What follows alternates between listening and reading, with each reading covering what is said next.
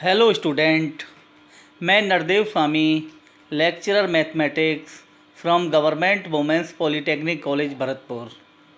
ई lecture की series में आज हम निश्चित समाकलन दैट इज़ डेफिनिट इंटीग्रल के बारे में स्टडी करेंगे।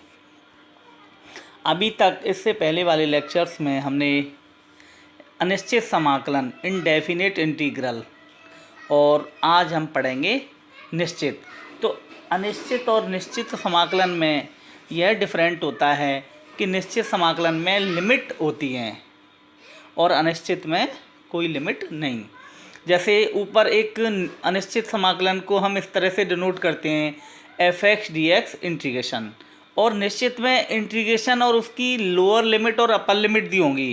जो नीचे जो है इंटीग्रेशन की साइन के नीचे जो a है वो होती है निम्न सीमा लोअर लिमिट, और ऊपर जो लगी होती है लिमिट वो होती है अपर। ऊपर है जो अपर या ऊपरी सीमा f(x) dx। इस तरह के जो समाकलन होते हैं निश्चित समाकलन होते हैं।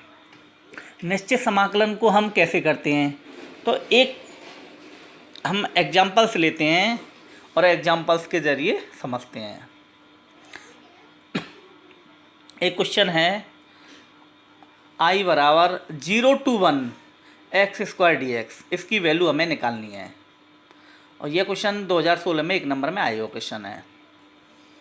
यह जो क्वेश्चन है हमें x² का x के सापेक्ष में समाकलन करना है, और उस समाकलन के बारे में दे रखा है यह निश्चित समाकलन है, और उसकी जो लोअर लिमिट है निम्न सीमा 0 दे रखी है और अपर लिमिट हमें 1 दे रखी है।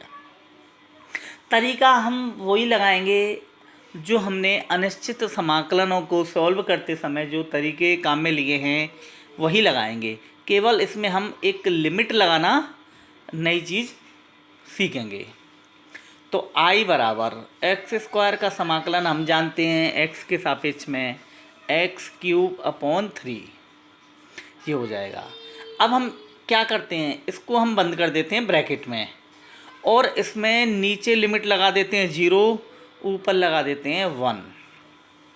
चूँकि हम जो इंटीग्रेशन कर रहे हैं वो x के सापेक्ष में कर रहे हैं, तो ये जो लिमिटें हैं x की लिमिटें हैं, वेरिएबल x की लिमिट।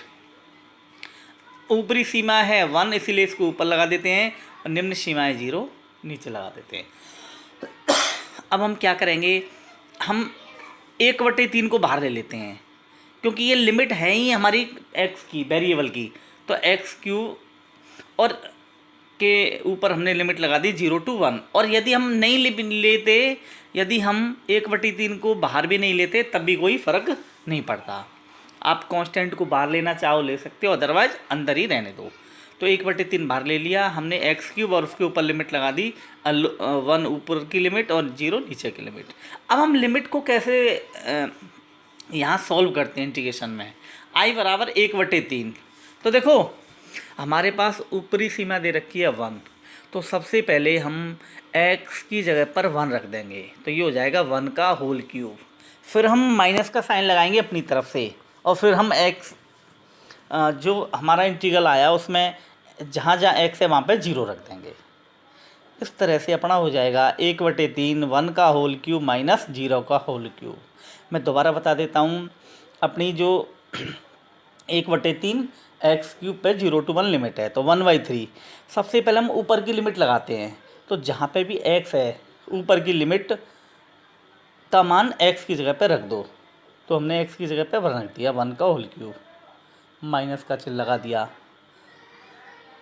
अब की बार हम नीचे की लिमिट x की जगह पे रख देंगे। इस तरह से हमारा फाइनली आ जाएगा 1/3 1 - 0 दैट इज़ 1/3। यह क्वेश्चन 1 नंबर में अपनी पॉलिटेक्निक के एग्ज़ाम में आया हुआ क्वेश्चन है। नेक्स्ट क्वेश्चन, I बराबर -π/2 से π/2 cos x dx। यह भी पॉलिटेक्निक एग्ज़ाम वर्ष 2016 में आया हुआ क्वेश्चन है 1 नंबर में। तरीका वही है, हम जानते हैं cos x का x के सापेक्ष में समाकलन sin x होगा, ब्रैकेट में बंद कर देंगे और हम लिमिट लगा देंगे। नीचे की लिमिट नीचे लिख देंगे -π/2 और ऊपर की लिमिट ऊपर लिख देंगे π/2। लिमिट हम सॉल्व करेंगे। सबसे पहले हम x की जगह पर π/2 रखेंगे तो साइन π/2 माइनस का चिन्ह लगाएंगे। अब की बार हम x की जगह पर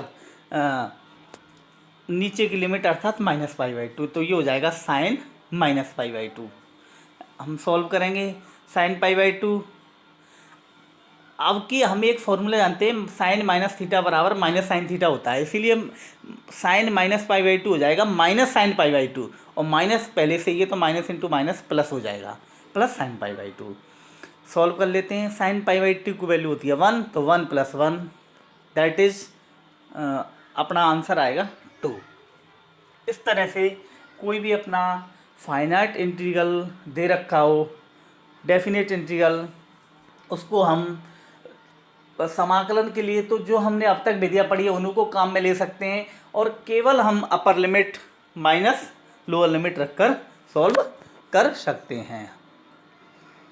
अब हमारे निश्चित समाकलनों को हल करने के लिए कुछ गुणधर्म हैं। The property of definite integral, definite integral होते हैं इन प्रॉपर्टी को फॉलो करते हैं। इनकी हेल्प से हम कुछ समाकलन को, जो अब हमने अनिश्चित समाकलन पढ़े थे उनको हम नहीं कर पाते थे, पर हम उनके डेफिनेट इंटीग्रल बहुत ईजी तरीके से सॉल्व कर सकते हैं।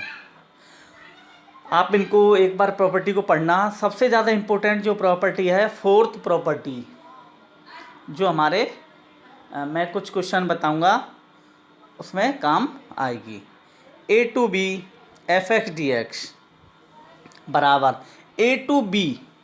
तो देखो f(x) ये फलन जो है x में फलन है, तो हम जहाँ फलन में x होगा वहाँ लिख देंगे ऊपर की लिमिट प्लस नीचे की लिमिट माइनस x की जगह पर हम लिख देंगे दोनों लिमिटों का योग minus x, a + b - x dx। बहुत इम्पोर्टेंट प्रॉपर्टी है, यही हमारे सबसे ज़्यादा काम में आएगी। इसी का पर्टिकुलर केस है fifth, 0 to a f(x) dx। कुछ नहीं, ऊपर वाली में a की जगह पे हमने 0 रख दिया, b की जगह पे a रख दिया, तो ये हो जाएगा 0 to a f(a - x dx। पहली प्रॉपर्टी भी मैं बता देता हूँ, a/b f(x) dx बराबर a/b ft dt। अर्थात यदि हम किसी फलन का समाकलन कर रहे हैं, फलन x वेरिएबल में है, पर्टिकुलर किसी वेरिएबल में है, लिमिट a to b है, हमारी लिमिट वही है, केवल वेरिएबल चेंज हो गया है, तो फलन के जो समाकलन की वैल्यू आएगी वो सेम रहेगी। सेकंड प्रॉपर्टी है a/b f(x) dx बराबर -b/a f(x) dx। अर्थात a/b f(x) dx की जो वैल्यू आएगी और b/a हम यदि लिमिटों को ऊपर नीचे कर देते हैं तो माइनस के साथ आएगी। इस तरह से आप और प्रॉपर्टी को पढ़ सकते हैं। सबसे ज़्यादा अपने काम में आने वाली प्रॉपर्टी है चौथी और पांचवी कही जा सकती है। इन पर आधारित हम कुछ क्वेश्चन लेते हैं। क्वेश्चन है, सिद्ध करो कि 0 to π/2 √sin x upon √sin x plus √cos x dx बराबर π/4। यह पॉलीटेक्निक एग्जाम वर्ष 2012, 15, 16, 17 में आया हुआ क्वेश्चन है। सेम यही सवाल, मतलब सवाल तो नहीं, सेम यही पैटर्न, केवल एक स्टेप या 2 स्टेप का अंतर, और वो 18 में आया हुआ क्वेश्चन है और 19 में भी आया क्वेश्चन है, तो आप इसको अच्छी तरह से पढ़ोगे। और इस क्वेश्चन को भी हम फोर्थ प्रॉपर्टी की हेल्प से करेंगे। सबसे पहले जो हमें दे रखा है उसको हम i मान लेते हैं। 0 to π/2 √sin x upon √sin x plus √cos x dx, इसको हमने 1 मान लिया। इस क्वेश्चन को या इस समाकलन को हमने अभी तक इस तरह के क्वेश्चन को सॉल्व करने की कोई विधि नहीं पढ़ी है, तो देखो हम चूँकि डेफिनेट इंटीग्रल पढ़ रहे हैं तो उसकी प्रॉपर्टी हम कुछ काम में लेकर इसको सरल बनाएंगे। इसमें हम वही फोर्थ प्रॉपर्टी या फिफ्थ प्रॉपर्टी भी कह सकते हैं, काम में लेंगे। a/b f(x) dx बराबर a/b f(a + b - x dx, या फिफ्थ होगी 0 to a f(x) dx बराबर 0 to a f(a - x dx। तो देखो लगाते हैं i बराबर 0 to π/2। हम x की जगह पर दोनों लिमिटों को जोड़कर x घटा देंगे, ऐसे लिखेंगे x की जगह पर, तो sin π/2 - x ऐसे ही upon under root sine pi by two minus x plus cos pi by two minus x. अब हम टिग्नोमेट्री में जानते हैं sine pi by two minus x का मतलब होता है कोस एक्स, और cos pi by two x का मतलब pi by two minus x का मतलब होता है साइन एक्स। हम इसको सॉल्व करेंगे। आई बराबर 0 to pi by two under root cos x upon under root cos x plus under root sine x d x. Next हम स्टेप में लिखेंगे आई बराबर 0 to pi by two under root cos x upon, जो हर में under root cos x plus under root sine x जुड़ रहे हैं, मैंने कोस की जगह पहले साइन को लिख दिया, कोस को बाद में लिख दिया, कोई फ़र्क नहीं पड़ेगा क्योंकि 1 और 2 को जोड़ लो तब भी 3 आएगा, 2 और 1 को जोड़ लो तब भी 3 आएगा। तो हमने ये कर लिया और इसको हमने डाल दिया समीकरण नंबर 2। 1 और 2 को जोड़ने पर 1 + 2 इम्प्लाइज, तो हम लेफ्ट हैंड साइड को जोड़ेंगे i + i 2i हो जाएंगे। उधर राइट हैंड में हमने दोनों रख के और प्लस का साइन लगा दिया।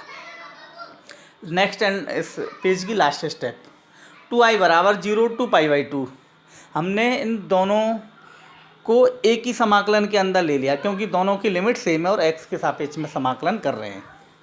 तो 0 to pi by two under root sine x upon under root sine x plus under root cos x, फिर plus under root cos x upon under root sine x plus under root cos x, ये हमने ले लिया D x. अगली step में हम ये लघुत्तम लेंगे under root sine x plus under root cos x. तो हमने लघुत्तम लिया 0 टू पाई 2i बराबर 0 टू पाई बाई टू, हमने ये लघुत्तम लिया under root sine x plus under root cos x, तो अपना सॉल्व होके ये आएगा, ऊपर वही आएंगे under root sine x plus under root cos x. अंश और हर में सेम टर्म है तो 1 आएगा। इस तरह से 2i की वैल्यू आ जाएगी 0 to pi by two 1 dx।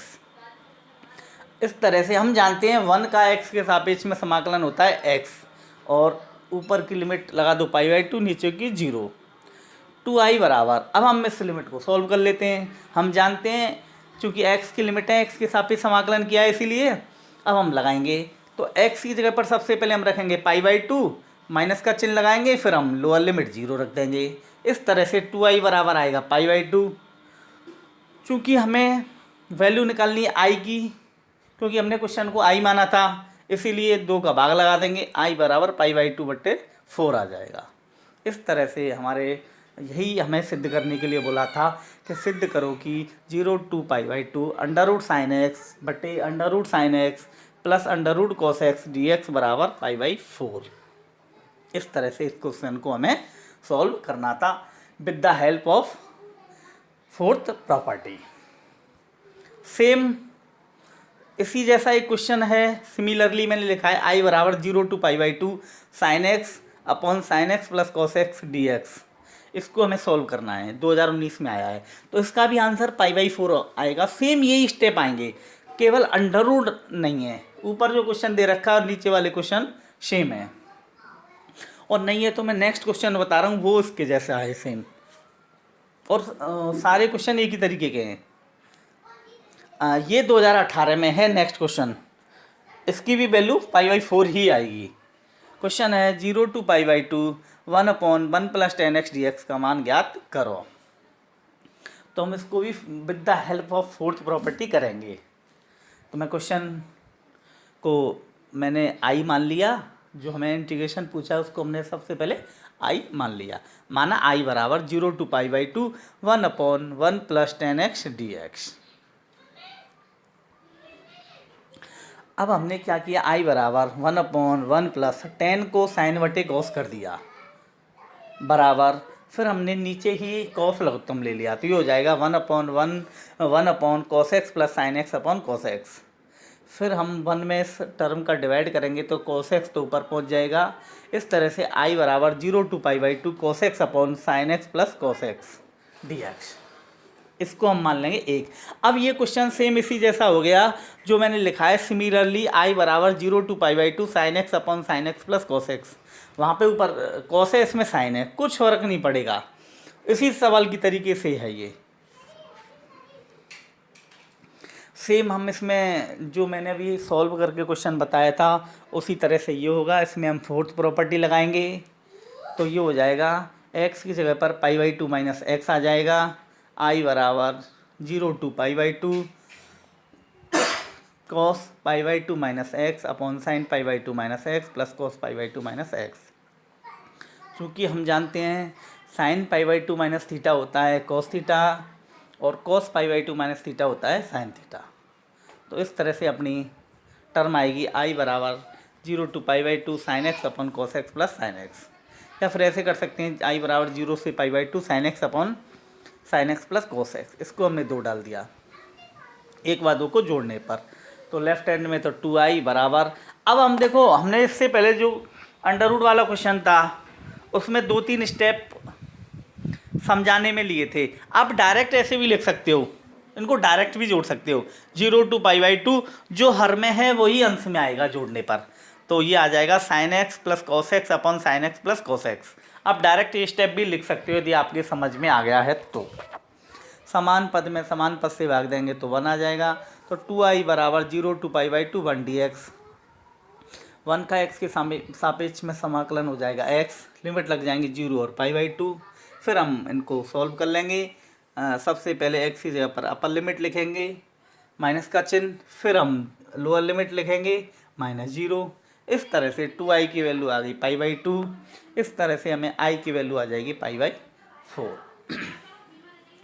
अब मैंने ये 3 क्वेश्चन बताए और ये क्वेश्चन सबसे पहला बताया था 0 से π/2 under root sine x upon under root sine x plus under root cos x. ये आया है 12 में, 15, 16, 17। इससे अगला क्वेश्चन था 18 में आया हुआ और उससे अगला था 19 में। तो ये 15 से लगातार आ रहे हैं पॉलीटेक्निक की एग्ज़ाम में, और इनका आंसर आ रहा है π/4 और इनको करने का तरीका भी सेम है। तो देखो और क्या क्वेश्चन बन सकते हैं सेम ऐसे ही। ये जो अंडर रूट का क्वेश्चन है इसमें 0 to π/2 under root sine x upon under root sine x plus under root cos x है। इसकी जगह पे ये भी हो सकता है अंडर रूट कोस एक्स बटे under root sine x plus under root cos x. इसी तरीके से हो जाएगा। अंडर रूट का मतलब होता है घात 1/2। ये किसी भी घात का हो सकता है, 1/3, 2/3, 3/4, इस तरह से। एक ये क्वेश्चन है, एक ये है जो 2018 में आया हुआ क्वेश्चन है 0 to π/2 1/1 प्लस 10x। इसकी जगह पे ये भी हो सकता है 1/1 प्लस cot x, और वो इसी रूप में बदल जाएगा और उसकी वैल्यू भी π/4 आएगी। आपके लिए घर के लिए असाइनमेंट है, आप खुद करके देखोगे सभी। 0 to π/2 1/1 plus cot x dx, और इसकी वैल्यू आपको π/4 प्रूफ करनी है। Thank you students.